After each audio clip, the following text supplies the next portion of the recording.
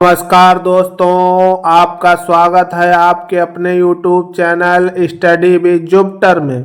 दोस्तों, आज राष्ट्रीय आंदोलन का भाग 6 देखेंगे। इसके अंतर्गत हम उदारवादी कांग्रेस का उदारवादी चरण हम पढ़ेंगे। इसका समय पीरियड होगा 1885 से 1905 तक का। चलिए बढ़ते हैं हम वीडियो के ऐतिहासिक काल में भाग आधुनिक भारत चल रहा है। ऐतिहासिक काल से पूर्व हमने प्राग ऐतिहासिक काल तथा आद्य ऐतिहासिक काल पढ़ा था तथा आधुनिक भारत से पूर्व हमने प्राचीन भारत तथा मध्यकालीन भारत को पढ़ा था। आधुनिक भारत में हम उत्तर मुगल काल, भारत में यूरोपीय कंपनियों का आगमन, नए साम्राज्यों का गठन, अंग्रेजों का संघर्ष, जनरल गवर्नर जनरल उनकी नीतियां, 1857 के पूर्व के प्रमुख विद्रोह, 1857 का विद्रोह, भारतीय प्रेस का विकास और भारत में बौद्धिक पुनर्जागरण को पढ़ चुके हैं और राष्ट्रीय आंदोलन चल रहा है। राष्ट्रीय आंदोलन में वायसराय और उनकी नीतियां, भारत में राष्ट्रवाद का विकास और भारतीय राष्ट्रीय कांग्रेस के बारे में पढ़ चुके हैं। आज हम कांग्रेस का उदारवादी चरण देखेंगे। अगर आपने पिछले वो सारे वीडियो नहीं देखे हैं तो प्ले लिस्ट में जाके एक बार वो वीडियो जरूर देखें, जिससे आपको आगे की स्थिति अच्छे से समझ में आए। चलिए पढ़ते हैं आगे। कांग्रेस के राष्ट्रीय आंदोलन के चरण अध्ययन के दृष्टि से इसे हम निम्न प्रकार पढ़ते हैं। कांग्रेस का पहला चरण है उदारवादी चरण, दूसरा उग्रवादी चरण तथा तीसरा गांधीवादी चरण। पिछले वीडियो में भी इसके बारे में हमने चर्चा की थी। आज हम पढ़ेंगे इसको उदारवादी चरण को, जिसका समय टाइम होगा 1885 से 1905। चलिए देखते हैं आज हम उदारवादी चरण। उदारवादी चरण भारतीय राष्ट्रीय कांग्रेस के शुरुआती 2 दशकों में उदारवादी चरण 1885 से 1905 के नाम से जाना जाता है। जो भारतीय राष्ट्रीय कांग्रेस का पहले 2 दशक थे, मतलब 20 साल का जो समय था, वो उदारवादी लोगों का माना जाता है। इस चरण को नरम दल या नरम पंथियों का चरण भी कहते हैं। इस चरण में कांग्रेस ने उदारवादी मांगों की और उन्हें सरकार के सामने पेश किया। इस समय के नेताओं की ब्रिटिश राजतंत्र में आस्था थी। ये ब्रिटिश शासन की स्थापना को देवताओं का आशीर्वाद मानते थे। ये लोग हैं, वो कांग्रेस की जो स्थापना होती है उसको ब्रिटिश शासन की तरफ से दिया गया देवताओं का आशीर्वाद मानते थे।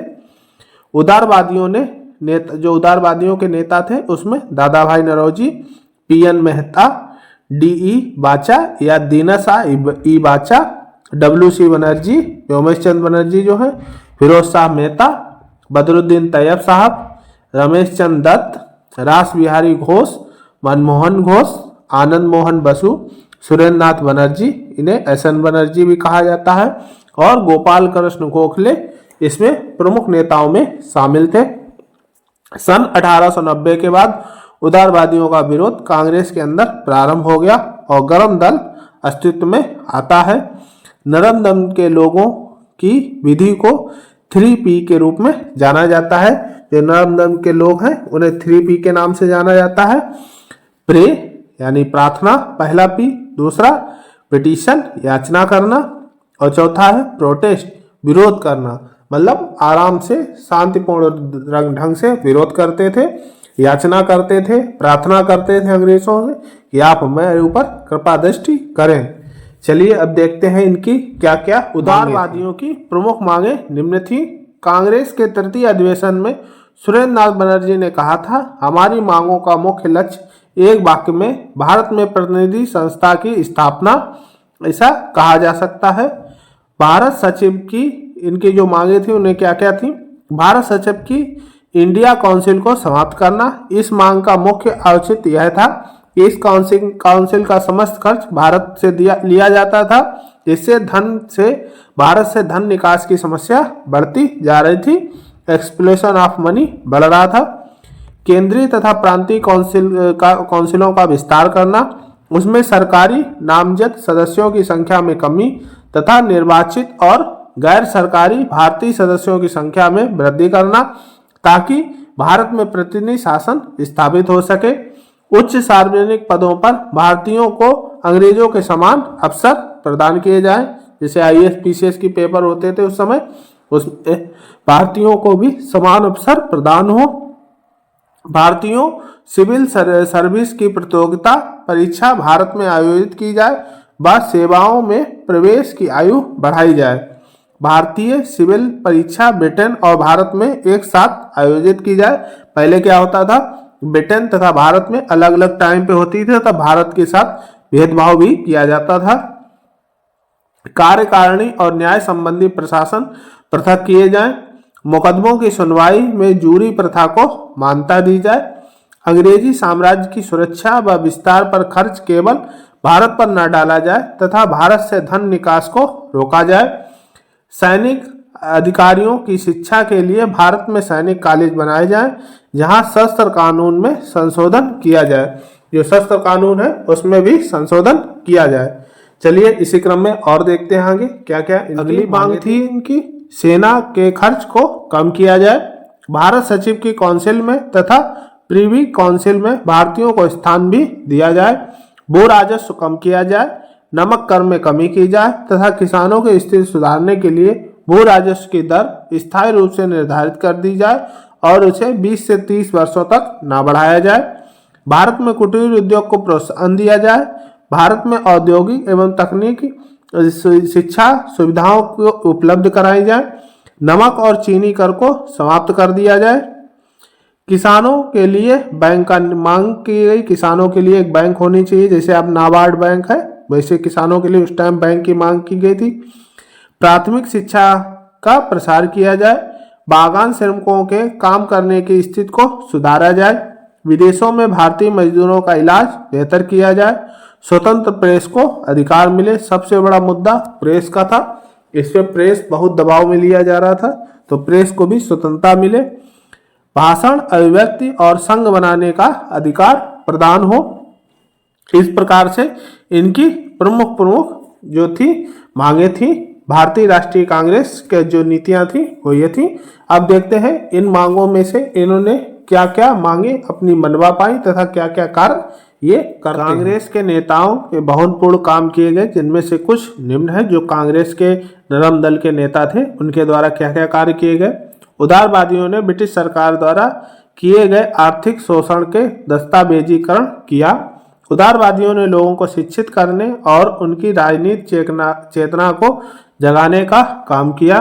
उदारवादियों ने सरकार के सामने याचिकाएं पेश की और कानूनी ढांचे का पालन किया। उदारवादियों ने आम जनता में एकता और एकरूपता की जागृति पैदा की। जो राष्ट्र भावना थी वो यहीं से बीज बोया जाता है, वही आगे चल के उग्रवाद का रूप लेता है। उदारवादियों ने अंग्रेजों की शोषणकारी नीतियों को जनता के सामने उजागर किया। उदारवादियों के प्रयासों से 1886 में लोक सेवा आयोग की स्थापना हुई। सन 1892 में भारतीय परिषद अधिनियम को पारित किया गया। भारतीय व्यय पर बेल्वी आयोग का गठन हुआ। जो व्यय हो रहा था शस्त्र पे और फलाना जो कुछ भी हो रहा था, उसी की वजह से भारतीय व्यय को रोकने के लिए बेल्वी आयोग लाया जाता है। भारत और ब्रिटेन में एक साथ सिविल परीक्षा के लिए हाउस ऑफ कॉमन्स का प्रस्ताव पारित किया गया।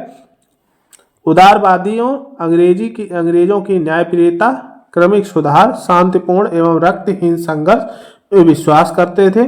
उन्होंने विद्रोह हेतु संवैधानिक तरीकों को अपनाया। उदारवादियों ने ब्रिटिश संसद पर पूर्ण विश्वास किया। इनकी शिकायत केवल भारत में वायसराय और उनकी काउंसिल के कानून के खिलाफ थे। ये ब्रिटिश संसद से कोई भी किसी प्रकार का मनमुटाव नहीं रखते थे। इसे ब्रिटिश कानून पे ये लोग भरोसा रखते थे, लेकिन यहाँ के जो वायसराय थे उनसे ये लोग केवल रुष्ट थे। अब देखते हैं इस नरमपंथी दल के कुछ प्रमुख नेताओं को। नरमपंथी दल के प्रमुख नेता दादा भाई नौरोजी। दादा भाई नौरोजी का जन्म 4 सितंबर 1825 को हुआ था। 1892 से 1895 तक वे यूनाइटेड किंगडम के हाउस ऑफ कॉमन्स के सदस्य रहे। पहले एशियाई व्यक्ति थे ये। पुणे में एनफिल्टन इंस्टीट्यूट में शिक्षा पाई, जहां ये मेधावी छात्र थे। उसी संस्थान में अध्यापक के रूप में जीवन आरंभ करके आगे चलकर वहीं के गणित के प्रोफेसर हुए। यह प्रोफेसर पद पाने पहले भारतीय थे। नौरोजी को होप ऑफ इंडिया, भारत का वयोवृद्ध पुरुष, the grand old man of India भी कहा जाता है। Students literacy and scientific society के प्रतिष्ठा के रूप में अपना विशेष स्थान इन्होंने बनाया। इनकी दो शाखाएं थी, एक मराठी ज्ञान प्रसारण मंडली और दूसरी गुजराती प्रसारक मंडली। रहनुमाई सभा की स्थापना इन्होंने सन 1852 में बम्बई एसोसिएशन की स्थापना की। इन्होंने सबसे पहले भारतीयों की प्रति व्यक्ति आय 20 रुपया तथा 1867 से 68 की राष्ट्रीय आय 340 करोड़ रुपए निकाली थी। इसी से इन्होंने बताया था कि भारत से धन निकासी बहुत तेजी से हो रही है। इन्हीं सब आंकड़ों के आधार पर ईस्ट इंडिया एसोसिएशन के सामने इन्होंने wants and means of India नामक निबंध 27 जुलाई 1870 को पढ़ा था। चलिए और देखते हैं दादा भाई नौरोजी के। नौरोजी ने भारत की गरीबी का यहाँ मुख्य कारण यहाँ से धन निकासी को माना था, जो हम बता रहे थे पीछे। अपने लेख इंग्लैंड डेफ टू इंडिया में पहली बार धन निकासी के सिद्धांत को इन्होंने दिया। कैमास बंधुओं ने दादा भाई को अपने व्यापार में भागीदार बनाने के लिए आमंत्रित किया। दादा भाई लंदन और लिवरपूल में उनका कार्यालय स्थापित करने के लिए इंग्लैंड गए। ब्रिटेन में डब्ल्यू.सी. बनर्जी के सहयोग से भारतीयों एवं अंग्रेजों को नजदीक लाने के लिए लंदन इंडियन सोसाइटी का गठन किया। दादा भाई नौरोजी ने poverty and un-British rule in India नामक पुस्तक लिखी, जो वर्ष 1901 में प्रकाशित होती है। इसी क्रम में अगले नरम दल के नेता हैं फिरोज शाह मेहता जी। फिरोज शाह मेहरबानजी मेहता का जन्म बंबई में एक धनी पारसी कुल में 4 अगस्त 1845 को हुआ था। दादा भाई नौरोजी भी पारसी थे और ये भी पारसी थे, याद रखिएगा। सन 1910 में बंबई क्रॉनिकल नाम के अंग्रेजी समाचार पत्र इन्होंने निकाला। बंबई प्रेसिडेंसी एसोसिएशन के सभापति रहे। 1886 में बंबई लेजिस्लेटिव काउंसिल के भी सदस्य नियुक्त किए जाते हैं, जो 1886 में बंबई लेजिस्लेटिव जो होती है काउंसिल, उसके ये सदस्य नियुक्त होते हैं। सन 1890 में भारतीय राष्ट्रीय कांग्रेस के अध्यक्ष भी बनते हैं। 1901 में मराठी और गुजराती भाषाओं में बीए और एमए पाठ्यक्रम में सम्मिलित करवाया। जो मराठी और गुजराती भाषा थी वो बीए और एमए के पाठ्यक्रम में पहले शामिल नहीं थी, उसे शामिल करवाते हैं। बंबई विश्वविद्यालय के उप कुलपति भी नियुक्त हुए और उन्हें डॉक्टर ऑफ लॉ की पदवी दी गई। अंग्रेजों ने इन्हें नाइट की उपाधि प्रदान की। चलिए अब देखते हैं नरम दल के और सुरेंद्रनाथ बनर्जी। सुरेंद्रनाथ बनर्जी का जन्म 10 नवंबर 1848 को बंगाल प्रांत के कोलकाता में एक बंगाली ब्राह्मण के घर में हुआ था। उनके पिता का नाम डॉक्टर दुर्गाचरण बनर्जी था। बनर्जी ने पेरेंटल एकेडमी इंस्टीट्यूशन और हिंदू कॉलेज में शिक्षा प्राप्त की। कलकत्ता विश्वविद्यालय से स्नातक होने के बाद उन्होंने रमेश चंद्र दत्त और बिहारी लाल गुप्ता के साथ भारतीय सिविल परीक्षाओं को पूरा करने के लिए 1868 में इंग्लैंड जा पहुंचे। जून 1875 में भारत आने के बाद में metropolitan institute, free church institute और रिपन कॉलेज के में अंग्रेजी के प्रोफेसर बन गए, जिसकी स्थापना 1882 में उनके द्वारा की गई थी, जो रिपन कॉलेज था। आनंद मोहन बोस के साथ भारतीय राष्ट्रीय समिति की स्थापना 26 जुलाई 1876 को की गई। 1879 में उन्होंने द बंगाली समाचार पत्र का आरंभ किया। 1883 में जब बनर्जी अपने समाचार पत्र में अदालत की अवमानना पर टिप्पणी प्रकाशित करने के लिए गिरफ्तार हुए, ब्रिटिशों ने उनका बहुत सम्मान किया और बाद के वर्षों में उन्हें सरेंडर नॉट की बनर्जी कहा, जो सरेंडर नॉट बनर्जी कहा इन्हें। सन 1921 में बंगाल के सुधार के लिए विधान परिषद के लिए चुने गए थे। उन्हीं वर्ष ने नाइट की उपाधि भी अंग्रेजों द्वारा प्रदान की गई। उन्होंने स्थानीय स्वशासन के लिए 1921 और 1924 तक मंत्री के रूप में भी कार्य किया। चलिए और मोहनदास करमचंद गांधी द्वारा प्रस्तावित सविनय अवज्ञा आंदोलन की विधि का ये आलोचना करते हैं और इसी कारण से ये चुनाव भी हार जाते हैं और वह 1923 का चुनाव हार गए। जो चुनाव होता है वो हार जाते हैं। 6 अगस्त 1925 को बैरकपुर में उनका निधन हो जाता है। इसके बाद चुनाव हार जाते हैं। उसके बाद उनकी मृत्यु भी 1925 में हो जाती है। अगले हमारे नेता हैं नरम दल के व्योमेश चंद्र बनर्जी, या WC बनर्जी जिन्हें कहते हैं। व्योमेश चंद्र बनर्जी का जन्म 29 दिसंबर 1844 को कलकत्ता के उच्च मध्यम वर्ग के कुलीन ब्राह्मण परिवार में हुआ था। व्योमेश बनर्जी का अन्य नाम उमेश चंद्र बनर्जी भी है, याद रखिएगा। व्योमेश चंद्र बनर्जी या उमेश चंद्र बनर्जी जो आ जाए वो एक ही आदमी है। भारतीय स्वतंत्रता कार्यकर्ता और बैरिस्टर थे जो इंग्लैंड में प्रैक्टिस करते थे। 1865 में दादा भाई नौरोजी द्वारा स्थापित लंदन इंडियन सोसाइटी के सचिव थे। 1885 में बॉम्बे में भारतीय राष्ट्रीय कांग्रेस के पहले अध्यक्ष थे। प्रथम सत्र की इन्होंने अध्यक्षता की थी 1885 वाले। यह सत्र 28 दिसंबर से 31 दिसंबर तक चला और इसमें 72 सदस्यों ने भाग लिया। जो कांग्रेस का पहला अधिवेशन होता है 1885 में, 28 दिसंबर 1885 को प्रारंभ होता है और 31 दिसंबर 1885 तक ये चलता है। इसमें कुल 72 लोगों ने भाग लिया था। 1892 में इलाहाबाद में फिर से अध्यक्ष के रूप में कार्य किया। बनर्जी ने ओरिएंटल सेमिनरी और हिंदू स्कूल में अध्ययन किया था। 1859 में इन्होंने हेमांगिनी मोतीलाल से विवाह किया था। ब्रिटिश हाउस ऑफ कॉमन्स का चुनाव लड़ने वाले ये पहले भारतीय थे। जो ब्रिटिश हाउस ऑफ कॉमन्स है उसमें सबसे पहले चुनाव इन्हीं के द्वारा लड़ा जाता है। चलिए अब देखते हैं अगले हम नरम दल के नेता गोपाल कृष्ण गोखले। गोपाल कृष्ण गोखले का जन्म रत्नागिरी कोटलुक ग्राम के एक सामान्य परिवार में कृष्णराव के घर 9 मई 1866 को होता है। भारत के एक स्वतंत्रता सेनानी, समाजसेवी, विचारक एवं सुधारक थे। गोपाल कृष्ण गोखले के गुरु का नाम महादेव गोविंद रनाडे था। इन्हें भारत का ग्लैडस्टोन भी कहा जाता है। गोपाल कृष्ण गोखले को 1905 में सर्वेंट ऑफ इंडिया सोसाइटी की स्थापना की जाती है।